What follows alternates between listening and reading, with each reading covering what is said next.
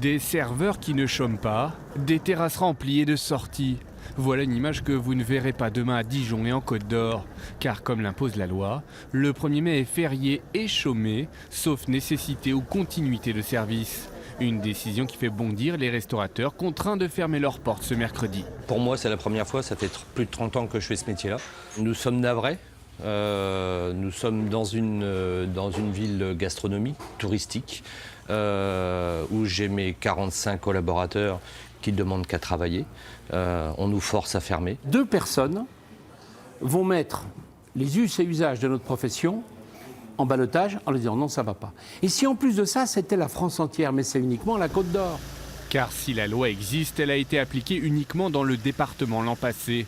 11 restaurateurs avaient ainsi été contrôlés et des infractions relevées, comme ici à l'Oiseau des Ducs ou encore dans ces bars de la place de la mairie.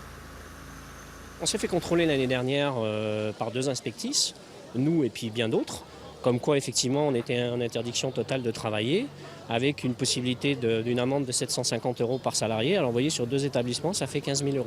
L'inspection du travail a rappelé lundi dans un communiqué que la loi s'appliquait toujours et que les établissements devaient donc fermer. Le syndicat des restaurateurs au chiffre d'affaires en baisse après 23 samedis de manifestations demande que cela évolue.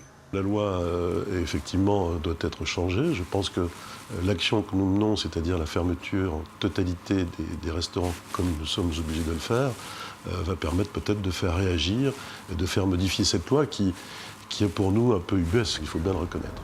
Par solidarité, les hôtels qui disposent d'un restaurant les fermeront demain midi. Enfin, malgré l'interdiction, certains restaurateurs devraient quand même essayer de mettre le couvert.